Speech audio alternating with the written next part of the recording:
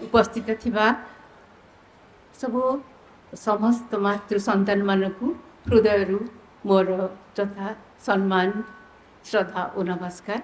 मते जो दिखाई सिंथेसिस ऑफ योगर चैप्टर 2, 4, 5, 6 ये सबू जिनस ऑलरेडी जो आलोचना हो सारा मुझा पछक आ जीविनी केवल केवल मत जहाँ साइन कराई दिखाई मु देखली जे सावित्री रे यही उपयोगी गोटे सुंदर बाणी कोई जमती समरी करी प्रभु सावित्री यहाँ हूँ कैंटो 3 बुक 10 रे ताकू किछ लाइन पढ़ी मोर आलोचना टी आरंभ करी। A mute material nature wakes and sees. Something there waits beyond, towards which she strives. Something surrounds her, into which she grows. To uncover the spirit, to change back into God, to exceed herself is her transcendent task.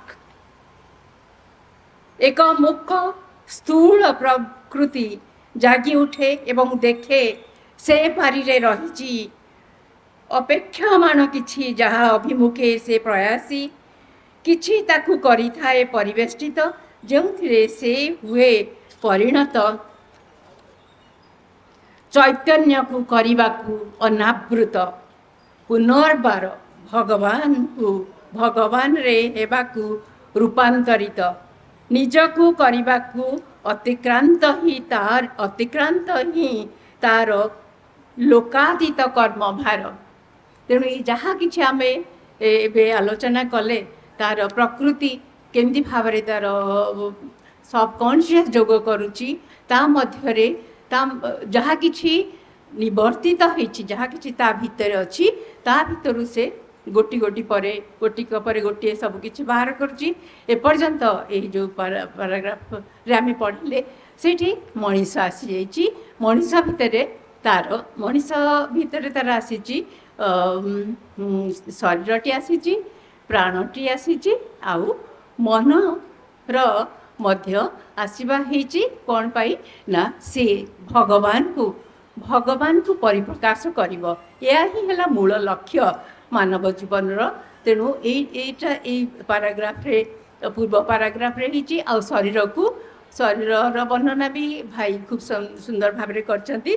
तेणु ये प्रकृति को श्री अरविंद गोटे एत सुंदर भाषा माने सावित्री रे वर्णना करछंती जे an occult document of the all wonderful art प्रकृति माने सेटा होची सर्व विस्मयकरंकर all wonderfuls सर्व विस्मयकरंकर कलार एक अतीन्द्रिय जाल ता भितर से जाल भितर धीरे धीरे केमती भाव में प्रकृति उद्भव होची। तेणु एबे हमें सीधा मो चतुर्थ पाराग्राफ को जीवा। चतुर्थ पंचम और षष्ठ ये तीन पाराग्राफ रे कौन करछंती प्रभु वर्णना करछंती। प्रथम जे देह कौन देहर उपयोगिता कौन तापरे प्राण केमती आसी प्राणर अवस्था कि भाव में रही प्राण पर आसी मन मन को विभिन्न भाव में विभक्त करके प्रभु ये कहते।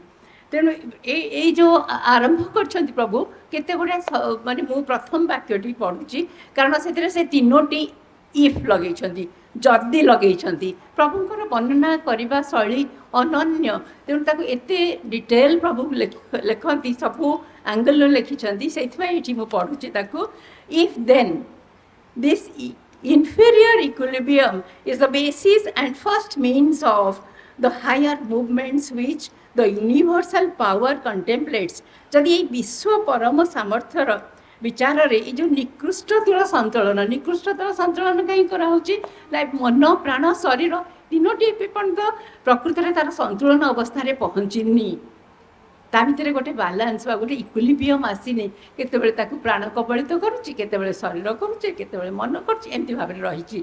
तेणु से कहते এই নিকৃষ্টতার সନ୍ତୁଳନটিକୁ ତାହାର ମୂଳ ସୋପାନ ତଥା ଊର୍ଦ୍ଧ୍ୱସ୍ତରର ଗତି ସ୍ପନ୍ଦନ ନିମିତ୍ତ ସର୍ବପ୍ରଥମ ସାଧନ ତାମାନେ ଶରୀରଟି ହେଉଛି ସର୍ବପ୍ରଥମ ସାଧନ କ'ଣ ପାଇଁ ନା ସେ ଊର୍ଦ୍ଧ୍ୱତର ସ୍ପନ୍ଦନକୁ ଧରିବ ସେ ତାର ଦିବ୍ୟତାରେ ପହଞ୍ଚିବ ବା ଦିବ୍ୟ ସ୍ପନ୍ଦନକୁ ଧରିବ ତାପରେ ଆଉ ଗୋଟେ ଇଫ୍ କହୁଛନ୍ତି and if it constitute the vehicle in which the divine here seeks to reveal himself ତାମାନେ ଏଇଟା ଯଦି ଏଇ ସାଧନଟି ଦ୍ୱାରା ପରମ ଦିବ୍ୟତା ଏଠାରେ ଆପଣଙ୍କୁ ଉନ୍ମୋଚିତ କରିବାକୁ ଚାହୁଁଛନ୍ତି ତାମାନେ ଏଇଟା ହେଲା ଗୋଟେ ସାଧନ ମୁଖ୍ୟ ସାଧନ ବା ମୂଳ ସାଧନ ଯାହାଦ୍ୱାରା ପରମ ପ୍ରକାଶିତ ହେବେ ତାପରେ ପୁଣି କହୁଛନ୍ତି if the Indian saying is true that the body is the instrument provided for the fulfillment of the right law ତାମାନେ ଯଦି ଏହି ଶାସ୍ତ୍ର ଭାରତୀୟ ଶାସ୍ତ୍ର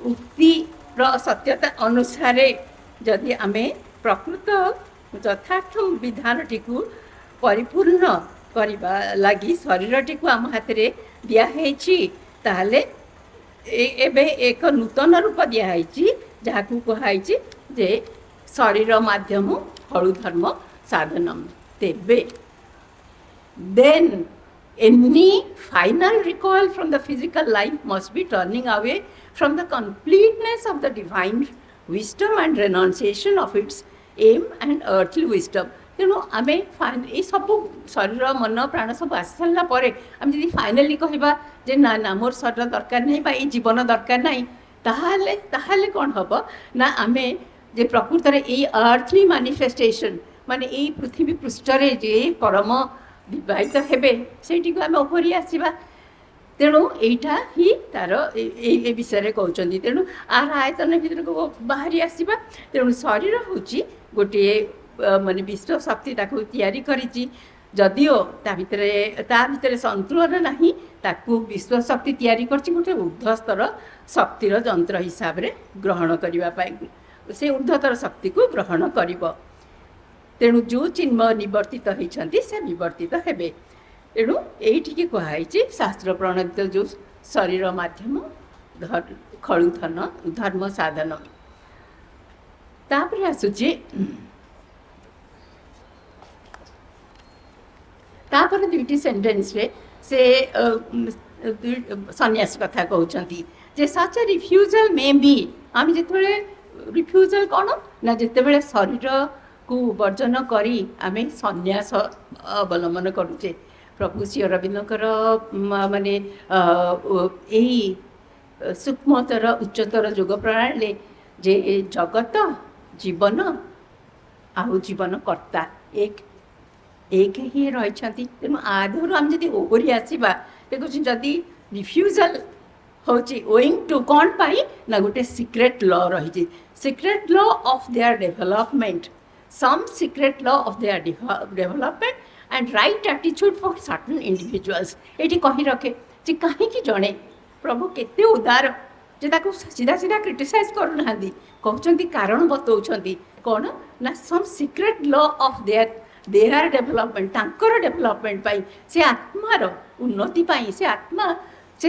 ସନ୍ନ୍ୟାସ ଧର୍ମକୁ ଚୁଜ୍ କରିଛି ଦ୍ୱିତୀୟରେ କ'ଣ ତା ଭିତରେ ଗୋଟେ ଯଥାର୍ଥ ମନୋଭାବ ରହିଛି ଯେ ସେ ଏକ୍ସକ୍ଲୁସିଭଲି ଭଗବାନଙ୍କୁ ଚାହିଁବ ସେଇଟା ତ ସନ୍ନ୍ୟାସ ଜଣେ ଏକ୍ସକ୍ଲୁସିଭଲି ଚାହିଁବ ତାର ସଂସାରରେ ମଜି ଯିବାର ନାହିଁ ତେଣୁ ସେ କହୁଛନ୍ତି but never the aim intended for mankind ମଣିଷ ସାଧାରଣ ବା ସବୁ ମଣିଷ ପାଇଁ ଏଇ ଜିନିଷଟି ଉଦ୍ଦିଷ୍ଟ ନୁହେଁ ଆଉ ଆମେ ଜାଣିଛୁ ଯେ ଗୋଟେ ସମୟରେ ଏଇ ସନ୍ନ୍ୟାସ ଧାରାଟି ଏତେ ଭାବରେ ପ୍ରଚଳିତ ହେଲା ଯେ ଆମର ଭାରତୀୟ ସଭ୍ୟତାରୁ ଯେଉଁ ଜାଗତିକ ଜୀବନର ଯେଉଁ ଉତ୍ସାହ ଆନନ୍ଦ ଯେଉଁ ଡେଭଲପମେଣ୍ଟ ଏସବୁ କିଛି ଚାଲିଗଲା ଫଳରେ ଆମେ ଅନେକ ବାଟରେ ମେଟେରିଆଲି ପଛକୁ ଚାଲିଗଲେ ସ୍ପିରିଚୁଆଲି ଇଭଲ୍ଭ ହୋଇଗଲେ ମେଟେରିଆଲି ପଛକୁ ଚାଲିଗଲେ ସେଇ ଅବସ୍ଥା ତେଣୁ ଏଇଠି କହୁଛନ୍ତି ତାପରେ କହୁଛନ୍ତି rather perfecting the body should be the last triumph of the spirit to make bodily life God's final seal upon his work in the universe କେତେ ସୁନ୍ଦର ସେଣ୍ଟେନ୍ସରେ ଏଠି କହୁଛନ୍ତି ଯେ ବରଂ ଶରୀରର ପରିପୂର୍ଣ୍ଣତା ହିଁ ତା ଭିତରେ ଯେଉଁ ଚିଦ୍ଗତତା ଅଛି ତାର ଗୋଟେ ଚୂଡ଼ାନ୍ତ ବିଜୟ ବୋଲି ତାଙ୍କର ଏ କୃତି ବା ମାନବ ଶରୀରକୁ ମାନବ ଶରୀର ଉପରେ ପରମେଶ୍ୱରର ଲାଷ୍ଟ ସିଲ୍ ବା ତା ଉପରେ ସର୍ବଶେଷ ମୋହର ସେ ଲଗେଇଛନ୍ତି ଯେ ଏଇଠି ଏଇ ଶରୀରରେ ଏଇ ପ୍ରାଣ ସତ୍ତାକୁ ନେଇ ଈଶ୍ୱର ସତ୍ତାକୁ ନେଇ ଏଇ ମନକୁ ନେଇ ସେ ଭଗବାନଙ୍କୁ ପ୍ରକାଶ କରିବ। ଏଇଟା ହେଉଛି ଗୋଟେ ଉତ୍କୃଷ୍ଟ ଯନ୍ତ୍ର। ହଁ, ତାପରେ ଏଠି ସାବିତ୍ରୀର ଗୋଟେ ଲାଇନ୍ ଯେଉଁଟା ଆପ୍ରୋପ୍ରିଏଟ୍ ମୋତେ ଲାଗିଲା, hour imperfection towards perfection toils, the body is the chrysalis of a soul। ତେଣୁ ଆମର ପୂର୍ଣ୍ଣତାର ଦିଗରେ ଆମେ ଆମର ଅପୂର୍ଣ୍ଣତାଟିକୁ ଛାଡ଼ିକି ପୂର୍ଣ୍ଣତା ଆଡ଼କୁ ଯାଉଛେ।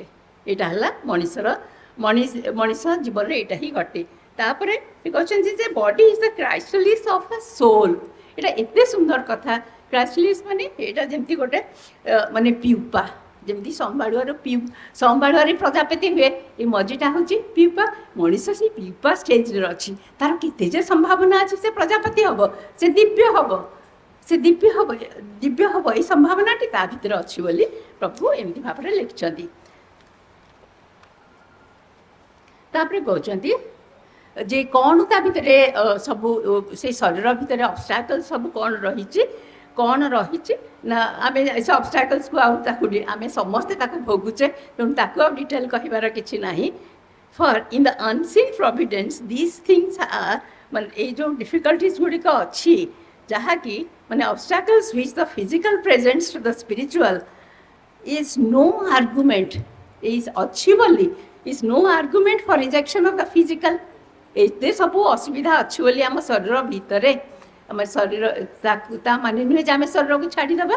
ସେଇଠି ସୁନ୍ଦର କଥାଟେ କହୁଛନ୍ତି, for the unseen providence of things are greatest difficulties are our greatest opportunity. ଆମେ ଏଇଟା ଯୋଗ କ୍ଷେତ୍ରରେ, ଜୀବନ କ୍ଷେତ୍ରରେ ଦେଖିବା। ଆୱାର ଗ୍ରେଟେଷ୍ଟ ଡିଫିକଲ୍ଟିଜ୍, ଆମର ଯେତେ ବଡ଼ ଅସୁବିଧା ସେତେ ବଡ଼ ଅପରଚ୍ୟୁନିଟି ବୋଲି ଆକୁ କହୁଛନ୍ତି। ଆକୁ ଆଉ ମୁଁ ବେଶୀ କହିବିନି। ତେଣୁ ଏଇଠି ଗୋଟେ ଅଦୃଷ୍ଟ ନିୟତି ଅଛି ଯିଏ ଏଇ ବାଧାବିଘ୍ନ ଗୁଡ଼ିକୁ ପରିବର୍ତ୍ତନ କରୁଛି। ଆମେ ଯଦି ଏକକୋଷୀ ପ୍ରାଣୀରୁ ମଣିଷ ପର୍ଯ୍ୟନ୍ତ ସମ୍ଭାବନା ସୃଷ୍ଟି ହେଲାଣି, ମଣିଷ ପାଖରେ ଆସି ପହଞ୍ଚିଲାଣି, ସେଟା କେମିତି ହେଉଛି? ଏଇ ଗୋଟେ ପରେ ଗୋଟେ ଡିଫିକଲ୍ଟିଜ୍ ନେଚର ତାକୁ ଅତିକ୍ରମ କରିଚାଲିଛି। ତାପରେ ଗୋଟେ ବହୁତ ସୁନ୍ଦର ଗୋଟେ କହୁଛନ୍ତି, a supreme difficulty is nature's indication to us of the supreme conquest to be won and an ultimate problem to be solved। ତାମାନେ ବିଶ୍ୱ ପ୍ରକୃତିର ଏକ ପରମ ସଙ୍କଟ ଦ୍ୱାରା ପରମ ବିଜୟକୁ ହାସଲ ହୋଇପାରିବ ବୋଲି ଏଠି ପ୍ରଭୁ ସୂଚନା ଦେଉଛନ୍ତି। ଗୋଟେ ପରମ ସଙ୍କଟ, ଏଇଟା ମଣିଷ ଆମକୁ ଭାବୁଛେ ଏକ୍ଜିଷ୍ଟେନ୍ସିଆଲ୍ କ୍ରାଇସିସ୍। ଆମେ ଏ କ୍ରାଇସିସ୍ ମଧ୍ୟରେ ରହିଛେ। କ୍ରାଇସିସ୍ ମଧ୍ୟରେ ରହିଛେ ବୋଲି ସିନା ଆମେ ଉଦ୍ଧକୁ ଯିବାକୁ ଚାହୁଁଛେ।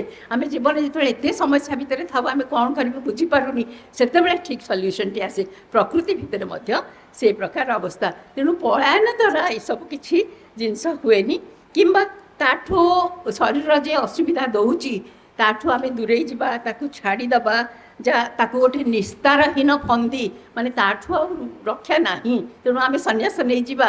କିମ୍ବା ଏମିତି ଗୋଟେ ଶତ୍ରୁ, ଯେମିତି ଭାବରେ ସନ୍ନ୍ୟାସ ଯୋଗଟା ହେଇଥିଲା, ଶରୀର ଗୋଟେ ଏମିତି ଗୋଟେ ଶତ୍ରୁ ଯେ ଆ ଭିତରେ ଏତେ କ୍ଷୁଧା, ଏତେ ଆବେଗ ପ୍ରବେଗ ସବୁ ଅଛି, ତାକୁ ଛାଡ଼ିଦେବା।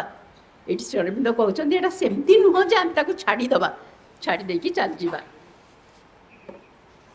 ତାପରେ ଏଇଠି କହୁଛନ୍ତି ପ୍ରକୃତରେ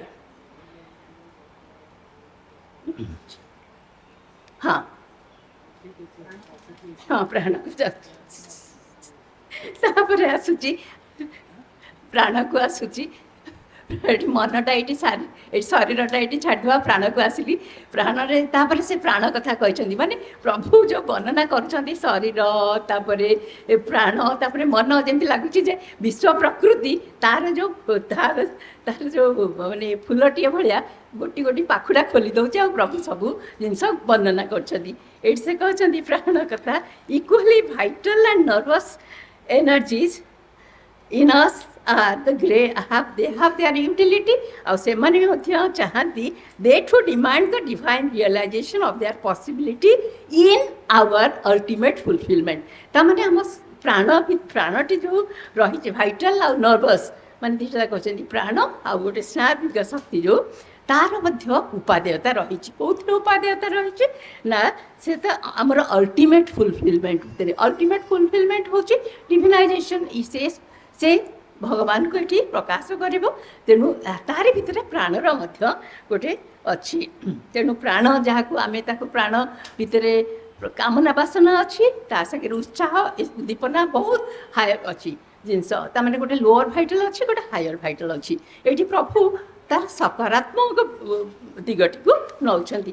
ତେଣୁ ସେ କହୁଛନ୍ତି ସେଇଠି ସେମିତି ସେଇଠିକୁ କେମିତି ଭାବରେ ବର୍ଣ୍ଣନା କରୁଛନ୍ତି ସେଇଟା ସେ ବର୍ଣ୍ଣନା କରୁଛନ୍ତି as the spokes of a wheel in its nave so in the life energy is all established the triple knowledge and sacrifice and the power of the strong purity of the wise under the control of the life energy is all these that is established in the triple heaven। এই গোটে কথাটি হচ্ছে যেমতি গোটে গোটে চক cycle চক আমি মনেকর নিয়ে যা তা মঝিরে গোটে নেভ অছি নেভ তাকে কଣ নাভিটি ଅଛି ତା ସାଙ୍ଗରେ ସବୁ ଜିନିଷ ଯୁକ୍ତ ହେଇଛି। ସେ ଯୁକ୍ତ ଯେଉଁ ହେଇଛି ସବୁ ଜିନିଷ ଯେଉଁ ଯୁକ୍ତ ହେଇଛି ତାଦ୍ୱାରା ତାମାନେ ତା ମଝିରେ ଅଛି କିଏ ପ୍ରାଣଶକ୍ତି ଆଉ ସବୁ ଜିନିଷ କ'ଣ ଜିନିଷ ବୋଲି ତାକୁ ବର୍ଣ୍ଣନା କରିଛନ୍ତି। ସେଇଟା ହେଉଛି ଯେ ତିନୋଟି ଜ୍ଞାନ। ଏଇ ଯେଉଁ ଜିନିଷଟି ମୁଁ କହି ରଖେ ଏଇ ପ୍ରଶ୍ନଟି ଯେ ଏଇଟା କ'ଣ ଏ ହ୍ୱିଲ୍ଟା କ'ଣ ସେ ବିଷୟରେ ତାରା ଜୋହର ମାଆଙ୍କୁ ପଚାରିଥିଲେ। ତାରା ଜୋହରଙ୍କର ସେ ଯେଉଁ ବହି ଗ୍ରୋଇଂ ଅପ୍ ୱିଥ୍ ଦ ମଦର ସେଥିରେ ମା ଦୁଇଟି ଚିତ୍ର ଆଙ୍କିଛନ୍ତି। ଦୁଇଟି ଚିତ୍ର ଆଙ୍କିକି ଏଇ କଥାଟି ବୁଝେଇଛନ୍ତି। ଆପଣମାନେ ଦେଖିପାରନ୍ତି ତାକୁ। ସେ ଚିତ୍ରରେ ସେ ଲେଖିଛନ୍ତି ତିନୋଟି ଜ୍ଞାନ ହେଉଛି ଯେଉଁ ତିନୋଟି ଜ୍ଞାନ ହେଉଛି ଯେଉଁ ତିନୋଟି ଯୋଗ। ତିନୋଟି ଯୋଗ ଆମେ କହିବା ଯେ ଚାରୋଟି ଯୋଗ ତ କିନ୍ତୁ ଅଥର୍ବବେଦରୁ ହିଁ ଏଇଟା ଆସିଛି। ଅଥର୍ବବେଦରେ ହିଁ ଏଇଠି ବର୍ଣ୍ଣନା ହେଇଛି। ତେଣୁ ଆଉ ଯେଉଁ ତିନୋଟି ବେଦ ରହିଛି ଋକ୍ ସାମ ଯଜୁର୍ବେଦ ତା ସାଙ୍ଗରେ ରହିଛି କ'ଣ ତା ସାଙ୍ଗରେ ରହିଛି ତିନୋଟି ଜିନିଷ ଯାହା ମା ଲେଖିଛନ୍ତି purity power and sacrifice. Purity power ମାନେ ଶୁଦ୍ଧତା ଶକ୍ତି ଆଉ କର୍ମ ତାମାନେ ଜ୍ଞାନ ଶକ୍ତି ଆଉ ଆମେ ତାକୁ ଏମିତି ଭାବରେ ନେଇପାରିବା। ଏଇ ସବୁର ମଝିରେ ଅଛି ତାମାନେ ଜ୍ଞାନ କର୍ମ ଆଉ ମାନେ ଯଜ୍ଞ ଯେଉଁ କହିଛନ୍ତି ପବିତ୍ରତା ଏଇ ସବୁକୁ ମିଶେଇକି ତା ଭିତରେ ଅଛି ପ୍ରାଣଶକ୍ତି। ଏଇ ସବୁ ମିଶେଇକି ଆମର ପ୍ରାଣଶକ୍ତି ମଝିରେ ଥାଇକି ଆମ ଜୀବନକୁ ଅଗ୍ରଗତି କରୁଛି ବୋଲି ଲେଖିଛନ୍ତି। ତେଣୁ ଆମେ ଯଦି ତାକୁ ମୂଳ ଉତ୍ପାଦନ କରିଦେବାକୁ ଚାହିଁବା ଏତେ ସୁନ୍ଦର କଥା ଅଛି ଆମେ ପ୍ରାଣକୁ ମୂଳ ଉତ୍ପାଦନ କରିଦେବା କିମ୍ବା ତାକୁ ନିଷ୍କ୍ରିୟ କରିଦେବାକୁ ଚାହିଁବା ଯେମିତି ସାଧାରଣତଃ ଯୋଗୀ ଋଷିମାନେ କରିବାକୁ ଚାହାନ୍ତି ନିଷ୍କ୍ରିୟ କରିଦିଅନ୍ତି ତାଠୁ ଓହରି ଯାଆନ୍ତି ତାକୁ ଦମନ କରିଦିଅନ୍ତି ତାହେଲେ କେମିତି ହେବ? ତାହେଲେ ତ ପ୍ରୋଗ୍ରେସ୍ ହେଇପାରିବନି। ସେଇଥିପାଇଁ ପ୍ରଭୁ ଏଇଟା କହୁଛନ୍ତି ଯେ ତାର ଇମ୍ପୋର୍ଟାନ୍ସ ଦେଉଛନ୍ତି। ତାପରେ ତାହେଲେ ପ୍ରକୃତରେ କ'ଣ କରାଯିବ? Their purification, not their destruction. Their purification, not their destruction. Their transformation, control, and utilization is the aim in the view with which it has been created and developed in us. तामाने এই জিনিসটিକୁ যে ତାକୁ ନ ମାରି ଦେଇକି ତାକୁ ଆମେ ତାର utilisation ତା ଯାହା ଯେଉଁ ଯଥାର୍ଥରେ ଯେଉଁ ଜିନିଷଟା ପାଇଁ ତିଆରି ହେଇଛି ସେଇଟା କରିବା ପାଇଁ ଆମ ପାଖରେ କ'ଣ ଦରକାର? ତାକୁ ଟ୍ରାନ୍ସଫର୍ମ କରିବା ଦରକାର। ତାକୁ ପ୍ୟୁରିଫାଏ କରିବା ଦରକାର। ତାକୁ କଣ୍ଟ୍ରୋଲ କରିବା ଦରକାର। ଏଇ ସବୁ ଯେଉଁ ଜିନିଷ ପ୍ରାଣ ମନ ଶରୀର ଏଇ ସବୁର ଆମେ ଦେଖିଛେ ଶିକ୍ଷା ପୁସ୍ତକରେ ମା ପ୍ରଭୁ ଯାହା ଲେଖି ଯାଇଛନ୍ତି ପ୍ରଭୁ ଯାହା ଜ୍ଞାନ ଦେଇଛନ୍ତି ସେଗୁଡ଼ିକ ସବୁ ପ୍ରାକ୍ଟିକାଲ୍ ଇମ୍ପ୍ଲିକେସନ୍ ମା ସବୁ କରିଛନ୍ତି। ତେଣୁ ଏଇ ଶିକ୍ଷା ପୁସ୍ତକରେ ରହିଛି କେମିତି ଭାବରେ ପ୍ରାଣକୁ କଣ୍ଟ୍ରୋଲ କରିବ ମନକୁ କଣ୍ଟ୍ରୋଲ କରିବ ଏଇ ଭାବରେ ହେଇଛି। ତାପରେ ଆସୁଛି